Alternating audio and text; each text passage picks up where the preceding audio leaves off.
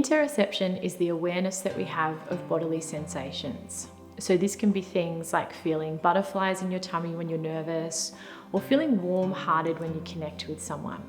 It can be physical pain, hunger, and thirst. Following chronic and traumatic stress, interoceptive awareness can change, and this can lead to nervous system dysregulation.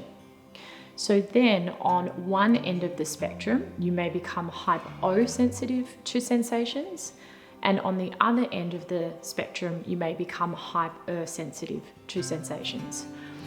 So with hyposensitivity, you may dissociate from the body or parts of the body. So you numb yourself from that physical pain or emotions. And short term, this helps to get through periods of adversity, because when you numb yourself from the pain, you can get through it. But long term, it dampens down the bidirectional communication between the body and brain that happens via the vagus nerve.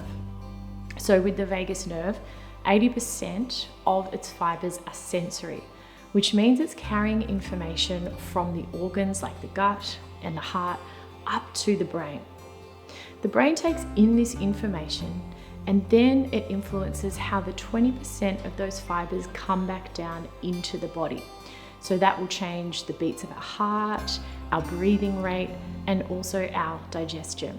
Long term, with a dissociation from the body or being hyposensitive to sensations, it can change the way these feedback loops work. And this can lead to things like certain arrhythmias, it can lead to gut disorders like IBS, and it also may result in chronic fatigue. On the other end of that spectrum is a hypersensitivity to sensations, and this is where we become overwhelmed by them. So say for instance you were going for a job interview, it would be normal to feel those waves of nervousness, but with hypersensitivity, that nervousness can quickly lead to panic. Instead of just having the mobilization of your nervous system that would help you meet demands and challenges, you can quickly become overwhelmed and move into fight or flight. Your thoughts may become disorganized, and you may have that terrible feeling that something really bad is just about to happen. Physically, this takes its toll on our body as well, where we can have things like a racing heart, we may experience chronic pain or chronic digestive issues. So recovery happens when we can move from the ends of the spectrum of hyposensitivity and hypersensitivity back to the middle.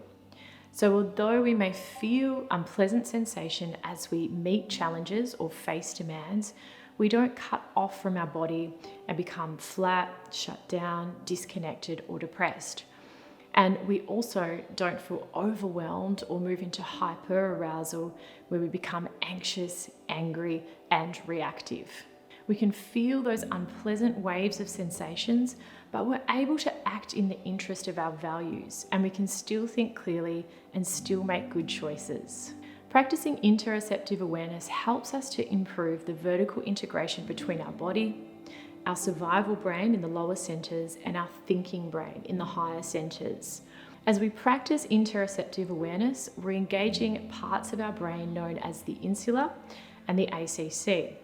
These two areas help to down-regulate the survival brain, and this leads to a regulation of our nervous system and can help us recover from chronic and traumatic stress.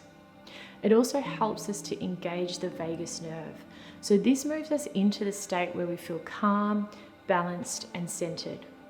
It also helps with emotional regulation, so we don't swing up to the highs of anxiety and overwhelm, but we don't swing down to the lows of feeling shut down, flat, and disconnected. We can learn to work on a more even keel. So we can restore these pathways with practice, and they are the same pathways for physical pain, regulating our organs, and also our emotions.